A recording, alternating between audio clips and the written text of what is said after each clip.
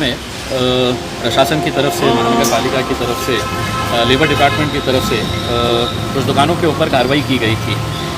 इनका गुनाह ये था कि ये लोगों ने 11 बजे की जगह 11:15 बजे तक दुकान चलाई, 11:30 बजे तक दुकान चलाई। इनकी दुकानों को सील कर दिया गया था।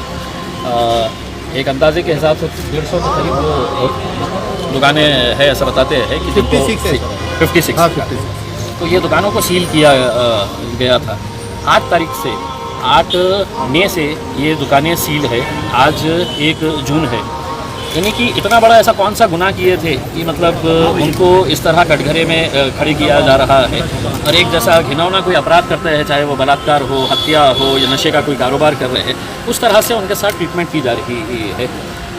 हमने खुद में जाकर कलेक्टर साहब से विनती की थी कि साहब इनको जो भी छोटी मोटी फ़ाइन है वो फ़ाइन ले लीजिएगा, ठीक है। इनसे अगर कोई गलती हुई है तो वो उनकी मजबूरी थी कि उनका पेट भरने के लिए, उनके पास काम करने वाले कर्मचारियों का पेट भरने के लिए उन्होंने ये किया है। लेकिन उसके लिए 1-1 महीना अगर दुकान बंद करके रखेंगे तो ये गलत बात है। आज जब है तो ये लॉकडाउन के अंदर रिस्ट्रिक्शंस छोड़ा गया है, तो यहाँ पर लेबर कमीशन ऑफिस के ऊपर यहाँ पर उनको बुलाया गया और यहाँ पर उनको ये बोला गया है कि जिसकी जितनी बड़ी दुकान उसका उतना बड़ा फ़ाइन रहेगा। और जो बताया गया है कि 200 रुपये पर स्क्वायर फीट के हिसाब से है तो ये फ़ाइन है तो लगाई जाएगी। यानी कि किसी दुकान को 50,000 हो सकती है, किसी को 70,000 हो सकती है, तो किसी को 1 लाख रुपये भी फ़ाइन हो सकती है। मेरा एक सवाल है कि अगर वो दुकान उसने किया है, ठीक है, आप उसके ऊपर फ़ाइन करिएगा, उसको इतने दिन आपने सील करके रखे हैं। इस पीरियड के दौरान ये जो ऑफिस है ये लेबर का ऑफिस है और यहाँ पर इनकी जिम्मेदारी ये है कि जो मजदूर है, जो कर्मचारी है, जो काम करने वाला है, उसके हित को जपना, उसके हित को महफूज रखना, ये इनकी जिम्मेदारी है। लेकिन सिर्फ अपना अधिकारीपना दिखाना कि मैं अधिकारी हूँ और अब मुझे, ठीक है, आपके नियम के हिसाब से अगर है, आप नियम के हिसाब से, हम कहीं नहीं बोल रहे हैं कि आप अपना नियम तोड़िएगा करके उसमें, लेकिन इस तरह की ये कागजी खाना पूर्ति करना और फिर है तो ये बोलना कि नहीं हम पूरों की हियरिंग लेंगे करके, 200-200, 300-300 रुपये कमाने वाले लोग, 200-300 रुपये कमाने वाले लोग, उनको 1-1 महीना बंद करके रखना, ये कौन जस्टिफाई करता है इसको? और कौन उनके लिए लड़ रहा है, कौन उनके लिए खड़े रह रहा है? कोई नहीं खड़े रह रहा है। यानी कि वो मजदूर को अगर है तो आज उन्होंने 20,000 रुपये भी अगर उन्होंने दुकानदार वाले को लगा दिए हैं तो उनको मजबूरन देना पड़ेगा। मेरा एक सवाल है, ये इतने बंद पीरियड के दौरान क्या मुख्यमंत्री उद्धव ठाकरे साहब ने इनको कुछ पैसा दिए हैं? क्या भारतीय जनता पार्टी के देवेंद्र फडणवीस साहब ने, ठीक है आपकी दुकान बंद है तो मैं आपको कुछ पैसा देता हूँ, कलेक्टर साहब ने दिए हैं या लेबर डिपार्टमेंट ने इनको पैसा दिया है? पैसा तो इन लोगों ने उल्टा इन लोगों को देना चाहिए कि तुम इतने दिन बंद थे, हम तुम्हारे को पैसा दे रहे हैं। लेकिन उल्टा उनके जेब से खींच के निकालना, मेरे हिसाब से ये एक दड़बशाही है, ये एक डिक्टेटरशिप के जैसा है, हुक्मशाही है।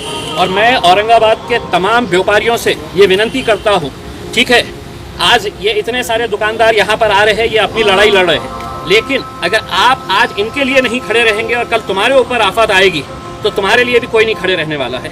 पूरा शहर उस वक्त खामोश रहेगा। आज ये मत समझिएगा कि मेरे पड़ोस वाले की दुकान है, मेरा क्या लेना देना है, मैं तो अपना कारोबार करूंगा। कल तुम्हारे ऊपर भी आफत आ सकती है।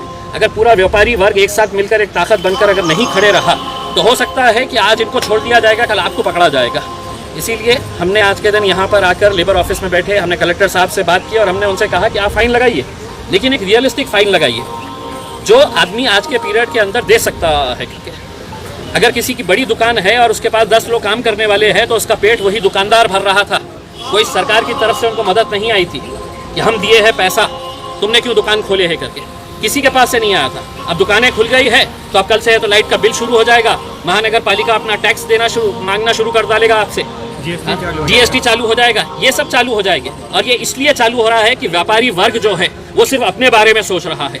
अगर व्यापारी वर्ग एक ताकत बनकर खड़े रहा, आज सिर्फ इनकी लड़ाई, ये सिर्फ क्यों लड़ रहे हैं? पूरा व्यापारी वर्ग आज अपने इतने दिन बंद थे, आज दोबारा से बंद बनाइए और इनको ताकत देने के लिए यहाँ पर आइए, वरना कल के दिन अगर ये रहेगा कि अगर तुम्हारे ऊपर आफत आएगी तो कोई नहीं खड़े रहेगा तुम्हारे। देखिए, मैं राजनीति इसके ताल्लुक से कुछ नहीं, मुझे राजनीति से कोई ये नहीं है, कोई भी रहने, कोई भी पार्टी का रहने दीजिएगा। व्यापारी की कोई जात नहीं होती है, कोई धर्म नहीं होता है, कोई राजनीतिक पार्टी नहीं होती है। उसको नुकसान हो रहा है, वो अपनी लड़ाई खुद लड़ रहा है। लेकिन एक सवाल मेरा ये है प्रशासन से और सरकार से, उद्धव ठाकरे साहब मैं आपसे ही पूछना चाहता हूँ, मुझे ये बताइएगा कि अगर एक गरीब आदमी को जो 300 रुपये कमाने वाला है, उसके लिए आप सारे कायदे कानून नियम अगर रख रहे हैं, तो एक धन्ना से एक मिलन मिठाई भंडार वाला जिसकी दुकान 2 बजे बंद की जाती है, जिसकी दुकान 2 बजे बंद की जाती है, 5 बजे दुकान वो खोल दी जाती है, तो आखिर किसके बोलने के ऊपर खोली जाती है? फिर दूसरे दिन जब हम उसका विरोध करते हैं तो फिर बंद कर दी जाती है।